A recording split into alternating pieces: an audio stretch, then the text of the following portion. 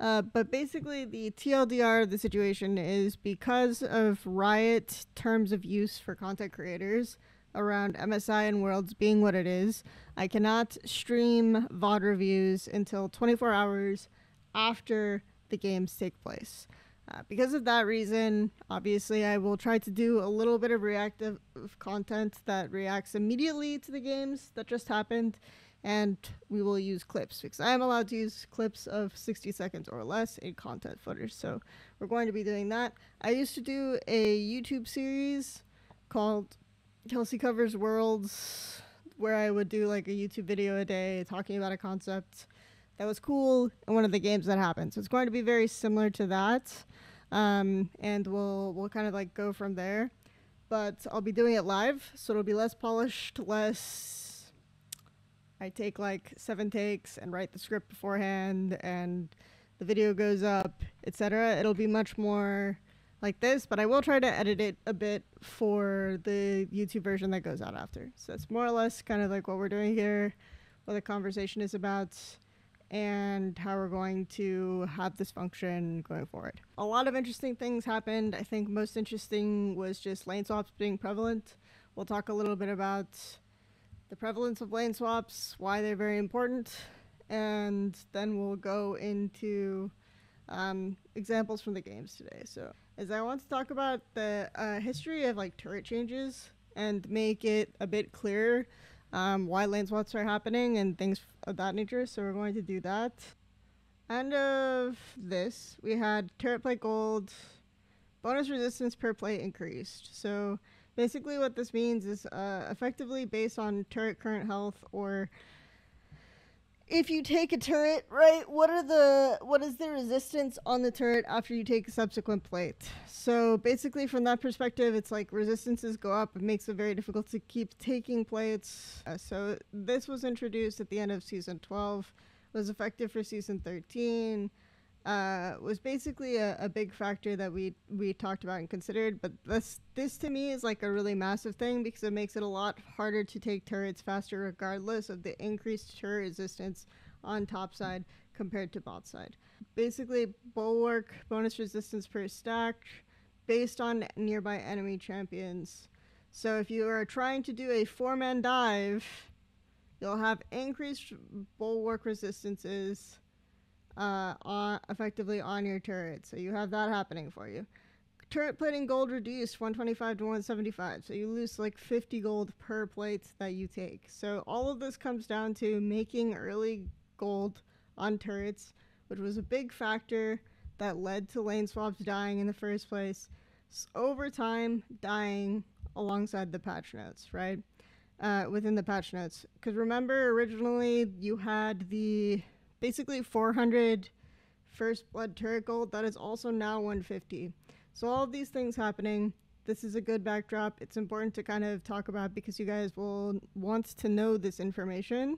When people tell you that lane swaps are not optimal or are basically a one-off strat, you want to know the information that is not true, that it's actually, in fact, the case that lane swaps are an optimal strategy if your landing phase is worse because of how little you will lose in making a trade. So, very important to talk about. Lane swaps are good. Lane swaps happen. You do have to understand lane swaps if you're going to watch MSI because they will be huge. I said 60+% on Twitter. It's probably going to be more like 70% of games. But we'll see. We'll see. Hoping that people would notice. In summary, I think what happened is Riot forgot that all of those things were in the game to prevent lane swaps slowly over time and made changes in response to other complaints like plates being very snowbally, things like that, and ended up in a situation where, oh hey, remember that thing that we added to the game so that people wouldn't lane swap? Oh, it's less compelling now, isn't it? If you watch like a lot of NIP lane swaps, which if you've watched my co-streams, you watched NIP lane swaps, but basically a lot of the tell of the NIP lane swap is like the top laner running around the map trying to gank everyone, right? So that's one thing. Basically, you want to talk about specific things that your top laner is doing. If you watched the Fnatic lane swap. The top laner tries to 4-man enemy top laner, right? If you watched G2's response to lane swap, they just sit the top laner under turrets, let the top laner die, and hope that he gets XP, right? So these are all kind of like things that top laners do in lane swaps. We'll talk kind of about like what is expected for the quote-unquote standard swap, which is top laners ganking or top laners helping junglers jungle. So that ended up happening. That's on my first clip. So that's more or less what ended up happening in the second game of FlyQuest versus PSG. Is you just had like top laners either helping jungle or top laners getting wave or things like this. Top laners not sitting under turrets, not doing those things. So part of the reason why you had these factors in these games is because the most optimal way for the top laner to do something is basically not to like try to stall the enemy, push in one way, try to get as much XP as possible, or to basically allow for the AD carry to hit plates and get as much gold as possible. So if a top laner is sitting under tower, he doesn't want to get dove, but he also wants to stall the enemy top laner, which we've talked about in G2 swaps before. So let's talk about why when you're sitting under tower and the enemy tries to dive you, that's kind of useless. So this is a sped up clip, but basically this is the one from the second game between Astral Esports and T1.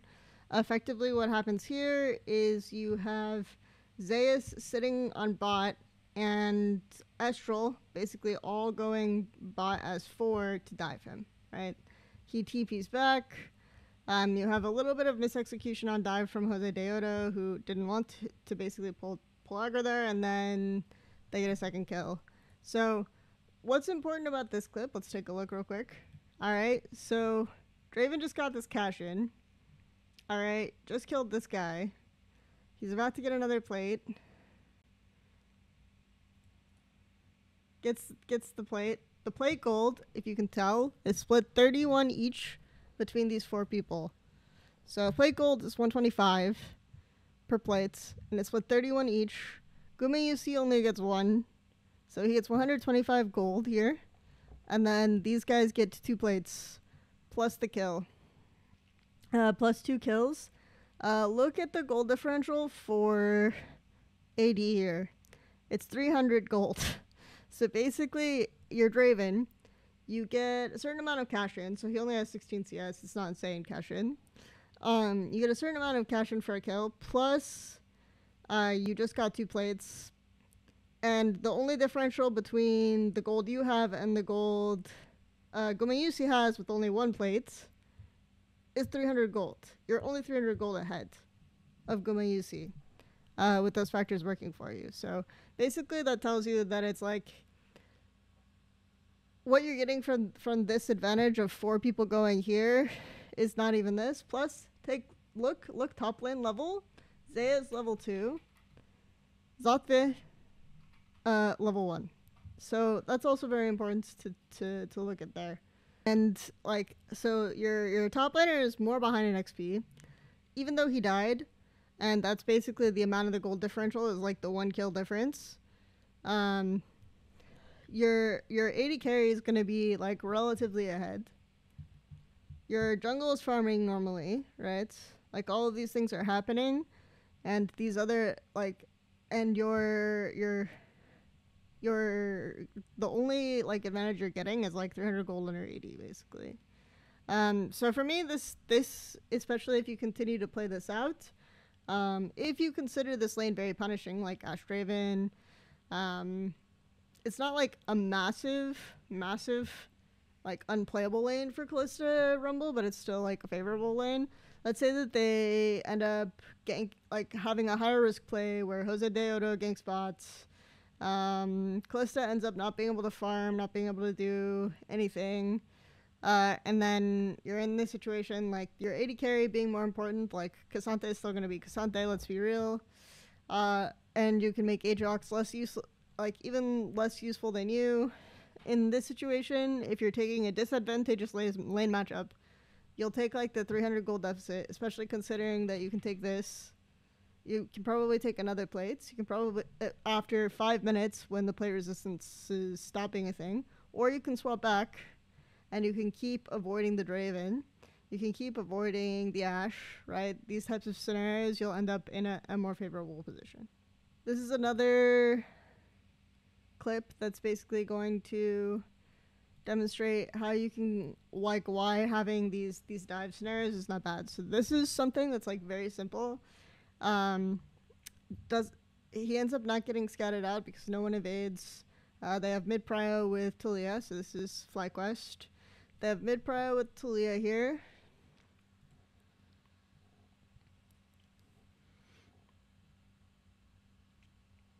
They have Urgot. Sejuani just does 3 camps. They have a ward here also. And then I think Nautilus wards this area as well. So they'll see if jungle crosses over to protect the top camps. And Inspired just sits here under turret to basically deter a dive. So this scenario, they 4-man.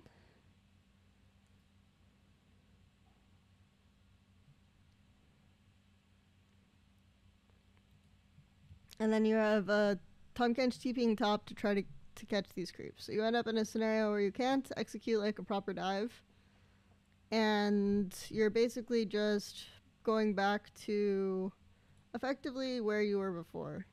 So this dive basically just gets stopped by Sejuani leading here. Sejuani doesn't have to be the only person that can do this. I also really like when supports do this. But support basically has to leave top as soon as they see that like top is not in this lane, right? As soon as top is not in this lane, support has to go bots and look for these scenarios. Top might want to use TP because otherwise this wave will get in before support can come. So these are options that prevent these types of dive scenarios and that prevent the angles. Though I think one thing that was very interesting about the Fly PSG swaps in game 1 were the way that Fly specifically played to deny the top laner. So what happened was you had Adja kind of like do the little roam around the map where he looks mid, he's not getting XP anywhere, and then they make an effort to use Inspired's tempo, or Inspired's time, I should say, to hover Bwipo here so that he's guaranteed to get this farm, right? So with that XP advantage that ends up coming out because Bwipo is the one catching the XP here, and Adra is not getting the XP, we end up in a scenario where FlyQuest then make the decision to continue to basically exacerbate the XP lead or the XP differential here. So this is where we have, and I posted about this on Twitter briefly, this is like a callback also to the NIP swaps where the AD carry is not fast pushing the wave. So you see here the AD carry is not fast pushing the wave. On bot lane. So the Jinx on bot lane is slowly pushing this, whereas if you look at the Betty and Woody, like Senna, Tahm Kench, they're fast pushing on top. So you end up in a scenario where basically Urgot is able to get this wave, and Urgot got the previous wave. But Rumble is denied access to this XP. So they basically decide to continue doing this. This ends up leading to the gank scenario on top, which I thought was like very interesting, very fun. Look, level 7, Bwipo here has access to ult. Level 5, no access to ult. See Inspired going on top side. Jinx, Nautilus are building big wave. Because Rumble has no ult to clear the wave, they end up getting this kill here. Whereas Urgot, with a little bit of extra XP, a little bit of extra HP, manages to survive this scenario. So this is, like, I thought this swap adaptation was very interesting because it again demonstrates that, like, part of Like this combination, the flash ignite, where you're playing like for kill lane top, is very punishing. And if you're denying the rumble, you're denying the like quote unquote like Jarvan rumble hot pots that prevents Jinx from being able to play fights. So I think a lot of like that look was very fun. But I thought it was interesting because this is like one adaptation that you can do. So this is another element of it where it's like you can slow push the wave and deny if you think the top laner will show up. But if the top laner shows up and it's just you, then having slow push like big wave and then you can't die because it's just you and your support swapped bot is really bad. So you can't really deny XP. You're basically just funneling massive waves to the enemy top laner by slow pushing it, and you're gonna be giga behind. So when we looked at the G2 Fnatic swaps, you had the scenario where you had AD support like solo hitting turret top, and Sion was just like getting the wave, stalling their push, so that G2 ended up getting plates at a very competitive rate despite there being extra resistances on top side, right? So another interesting thing that I thought happened in lane swaps was actually, in terms of like what the top laner was doing, that I thought that was very interesting was actually in the Astral T1 series. And we'll talk about the advantages and disadvantages of this. So Zotva not going to be able to sit under tower. Like, he's just going to get completely destroyed. Also, the cute thing about this was like how Keria played with like the Nico and went out of his way to like show his Cassante, right? Like things like that. I thought was very cool because you're thinking a lot about like enemy team trying to scout the swap when they didn't even attempt to scout the swap. But it's nice to see because it shows that T1's been like thinking about these factors even if they're not being challenged on them. Instead of having him like run around, go for like random dive angles or etc., he looks for this mid gank, right, against Faker. I don't remember. I think they end up they end up burning the flash so the charm doesn't go there. But instead of like him just like leaving and then going bot and trying to like maybe or go top and try to like maybe catch some farm, which in this case he could have if he knew that Keria was swapping, he ends up staying mid and sharing farm with Cody, and he ends up getting level 2 on this wave, which puts him in a better spot, like to, in theory, not get dove, or in theory, stay competitive, like with because you get a lot more HP when you level up. So I liked that they did this. I think it's like really bad for mid though, like really bad, because he would get 3 on this wave, but he ended up sharing XP. So you have to be in a matchup where you're comfortable doing this. Or you're like, I think because you have Volibear and because you already burned Orianna Flash, you're in a position where like this level disadvantage is not going to matter a massive amount to you, but you can't like reliably do this. Like if you don't burn Ori Flash, it's probably a lot harder because it's like you're going to be down the level and it's very easy to get punished in these scenarios if like jungle's not going to lean mid, if you don't have good wards, things like that. So I did like this, but there's very specific scenarios where you can do this. And I don't think it ended up in this specific situation mattering that much because you're trying to play a lane swap scenario as Yone, and you're probably just screwed no matter what you do. But I like the idea behind it. So this one I thought was interesting because this demonstrates like kind of what I was talking about with the support lane. So here you have Zeus like basically getting zoned for all intents and purposes. Because Zaltha is leaning bot here. Volibear can be here, and then they send both support and jungle top. So let's take a look at what they do with the wave. So Keria doesn't recall until they crash a big wave on this window. So when Keria recalls and then shows bot, the immediate response from Zaltha is like, hey, I can 1v1 Kalista, right? Like, I'm level 2, it's fine.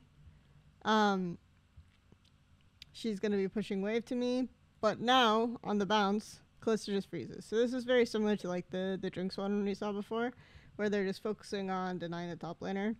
But I liked this one because it's like Keria, they clearly thought about like what they want to do with the wave and the fact that Zalta had TP before they ended up sending Keria bots. So I like this one a lot from that perspective. I think it was smart, right? This was like the level 1 acting, right? So here, like, they don't even scout them out, right? They just go 5-man straight bots. Estral just goes 5-man straight bot here and doesn't scout them out. But if you look at the positioning of all of T1 members, like Cassandra here, everyone, they're all trying to be scouted. They're all saying, like, look at me, like, I'm doing standard lane scenario. Look at this, you know, I'm sending my bot lane bot and my top lane top. Name awards. So I like this thing because it's like they're trying to kind of trick you into thinking these things, even though Estral don't like try to scout them out or anything. The fact that they're thinking about these contingencies is really nice to see, and a fun element of like kind of like the lane swap mind game. So I like it. All right, those are most of the lane swap clips. I tried to put the lane swap clips all together so that if you're interested in like some lane swap stuff or some shenanigans, you can just look at that part. But I do want to talk a little bit about, next topic is going to be like FlyQuest macro, how they play, how they think about like tempo and how they're basically constantly playing to retake sides. And then we'll maybe look at some like why Estral, even though they could win fights, couldn't do anything on the map. So versus T1. So we'll look at those two things. So this is like a standard, when I think of like the way that FlyQuest approached the game, I think of scenarios like this one.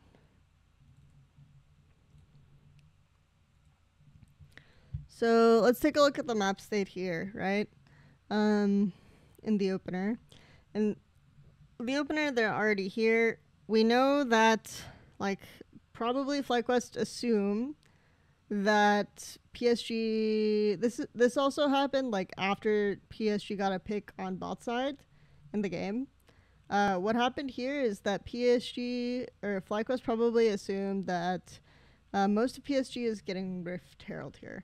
FlyQuest historically have very low priority if you look at their data and their games of Rift Herald priority and grubs. They just do not care about these objectives. They think these objectives are generally a waste of time. They do not think about these things. They do not care. And they would rather make a like play on the opposite side of the map when it's up. So knowing that they're here and knowing that they see like Aja kind of greeting and they send 3 allocations here. So other thing that you might notice on this map is 1 minute until Drake spawns. 1 minute until Drake spawns, and Maple's pushing in this top wave. So Maple pushing in this top wave is significant because you still have to have someone catch this top wave. So they're using tempo that they would normally be using to kind of like retake this top side, get shallow vision here, and contest this wave push. They are using to make the side play, which in theory is like very worth it, but because both teams have 1 Drake, and even if you lose Drake here, it's totally fine. But this is a very typical like FlyQuest style play. So they go for this, knowing all these things. And then top camps are up. You still have to catch this top wave. So, of course, what do? They send Inspired into the top side to get these camps.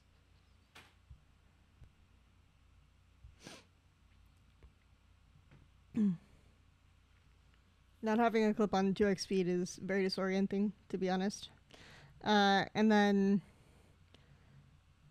this is a replay of basically how the play started. To get these camps, they have Jensen sowing top to catch this wave. And so basically PSG are completely free to set up this Drake, which is spawning in 20 seconds. And then in this scenario, your FlyQuest, you have to, in order to get the Drake, you have to contest the next mid wave. So not this one. This one doesn't matter too much. It's this one coming out of base.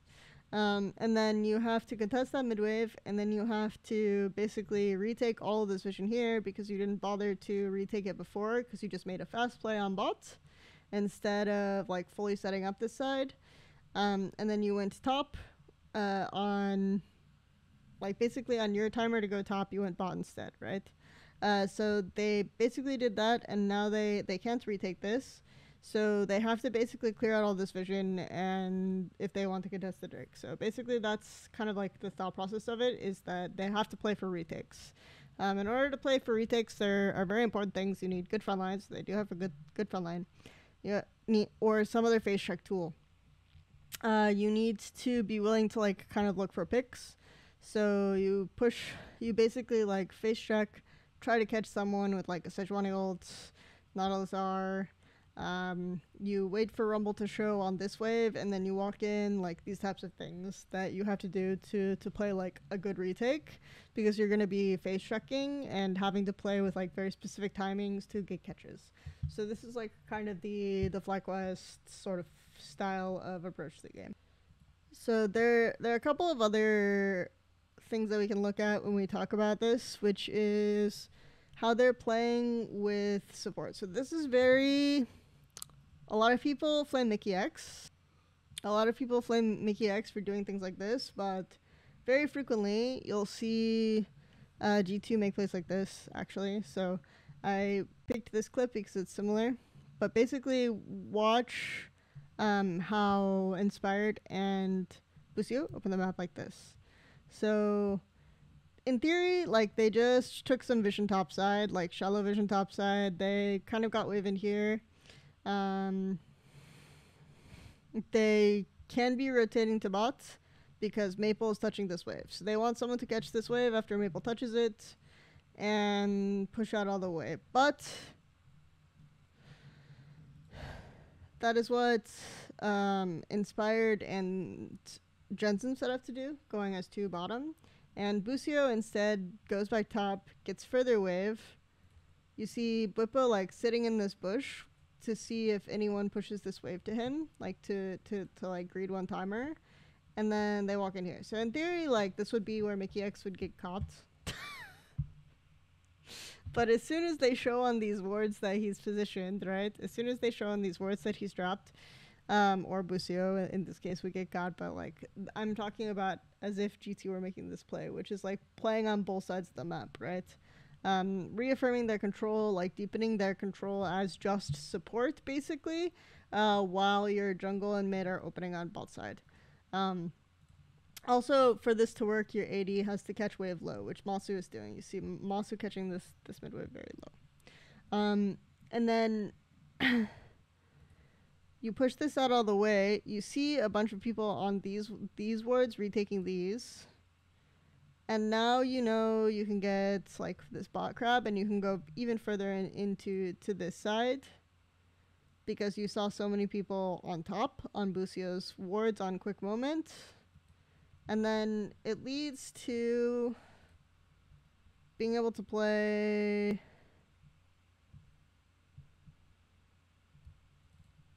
this out. Right? It leads to them having control on both sides because Bwipo ends up getting another wave here. And then Maple has to catch this wave here that Jensen gets. It leads to them being able to make this play because they have control over both sides, and then Woody walks up. So basically being able to play both sides of the map gives them like a shit at the same time kind of gives them a shit ton of control, even though it's like higher risk. So that's one advantage of it. Sometimes the plays will go bad, so there's an example of this too.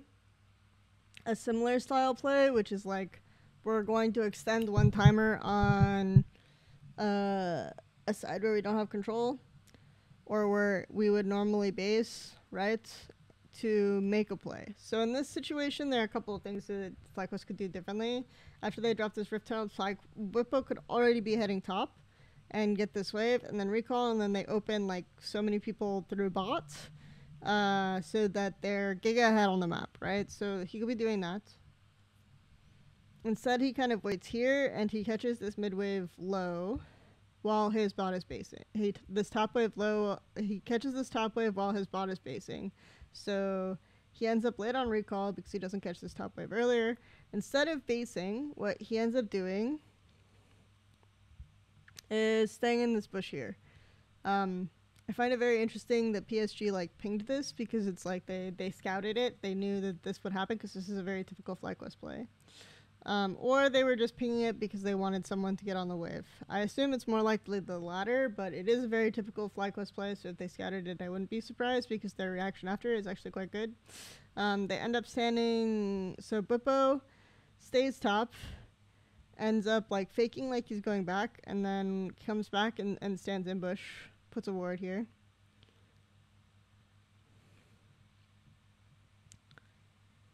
The part about this that's like super risky is, yes, you can assume that Betty and Woody based after this wave. They probably, like, Betty should probably base after this wave, but, and he's even channeling base, but because he doesn't fully get base off yet, and Inspired is spotted early, you end up in a scenario where, and then the clip ended, you end up in a scenario where now you have like all these members of PSG up on the map ahead of your bot lane who has to show and catch this mid wave first, able to react to this. But like in theory, this is like a typical fly play. You play one extra turn on the side that you were just on, or the side that you did get, or you do like what is called a tempo trap, where you're basically faking that like you based to see if you can use a TP and catch. If it doesn't work out, you end up super behind on the map. If it does work out, then you end up ahead because you killed them and you're recalling and you have their death timers, right? So this is like kind of another very typical FlyQuest style play. Basically, like when you think of FlyQuest, you have to think of, okay, we're playing one extra round on the side of the map that we're still on. So we're basically intentionally greeting tempo to try to play mind games. This is like this is what I think of like their approach to the game. So we talked about how, let's say there's like an important Drake coming up and you're FlyQuest and you played like one extra round on the top side. So this is basically what we're going to see an example of here. They play one extra round on top side to get more wards and to get this tower while Drake is spawning. So they're playing extra here. They're acting like, okay, they might give. But then you see Inspired actually retaking all of these. He's dropping saplings. He's walking in bushes. So you know that they're contesting and retaking. You just assume that you get this, and then you instantly turn as Jinja with ulti, and you try to ult them, right? But instead, no one is zoning. No one is blocking him off, despite having numbers advantage and everyone on this. No one walks up and blocks him off, and he just gets a free retake. So what he does here is smart, right? From this window, they catch the wave late.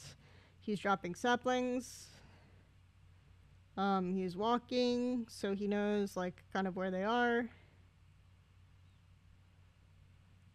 They don't turn on him. They don't do anything. They just try to hit the Drake. But this is like in theory, like an example of how the retake goes when it goes really well. But here's like the on the flip side, we'll show an example of a retake, or a retake that Fly prevent, or how like an enemy can play a retake scenario if someone is trying to retake an objective better. So here, FlyQuest are actually first on Baron, and PSG have to retake. So they're hitting Baron. When you're pulling a neutral like this, you have to be willing to turn on your chokes. So they're standing here. They have pink in this line brush. They're going to show on this wave. So they actually are giving this window where you see their bot lane here. And like the thought process is maybe PSG can force on Maokai. But you don't want to force on Maokai, because forcing on Maokai is bad. And the reason you don't want to force on Maokai is he's giga tanky. You don't see items in this window, but he's very tanky. He's pretty fat. But but he's just posturing up like really aggressively, putting wards, like basically daring, and then he gets rewarded by Janjal like effectively wasting his ult here, and like them committing resources into this scenario. Maple kind of like, I mean, you could kind of see what he was going for, but the idea is like, if you're standing on these entrances, and positioning well, then retake should be hard, like very hard. If you're able to like kind of block opponents walking in or anything like this. So this is kind of the line that you have to play, is like, how do you play around this Makai? Well, you look for the opening really fast where maybe you can chunk him here while his bot lane is catching mid wave, right? Like that's something that you look for. Or maybe you look for this window where, okay, he's showing up here all the way, and instead of engaging on him, maybe you have Sejuani like Q him and then try to ult Masu and then use like Aja has like, if the problem is like almost no one has flash here, right? If you had a flash to follow up on like Masu, then this would work better, but you do not have a flash to follow up on a Sedge engage or anything like that, so it's kind of a bit difficult, but you can kind of visualize how you have to play around these windows, or how you have to play around these chokeholds to get a successful retake. Just because it feels like we've been like flaming Fly and PSG and how they've been doing retakes and like neutrals, I also want to show an example of T1 kind of fucking up a retake. Or kind of fucking up like Estrel's attempt to retake here. So actually Estrel play this. This is like one of the better examples of a retake. So in theory, you're thinking like, if you're Estrel, you're walking up here, someone is standing here. Like maybe Zeus, maybe like Rumble. So you're a bit scared. You end up seeing, so you're able to use hawk shots, right? Because you have an Ashe, and Ashe is rude. Ashe prevents like successful scenarios where you're actually able to hold chokes and maintain fog. But you find out that it is in fact Faker who is here.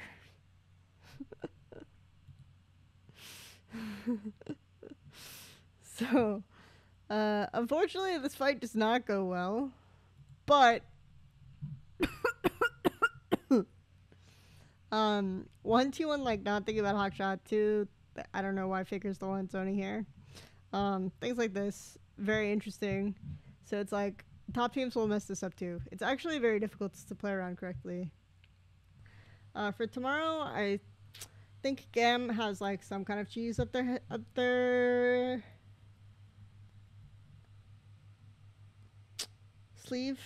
Fnatic doesn't respond well to lane swaps. I think that will not change because I think their read is bad, and I think a lot of people still have bad reads on lane swaps. So if I'm Gam, I consider swapping against Fnatic, and that would be the only way it can win, because otherwise your bot lane is just going to get turbo grief stomped because Gam is like the worst bot lane in the entire tournament.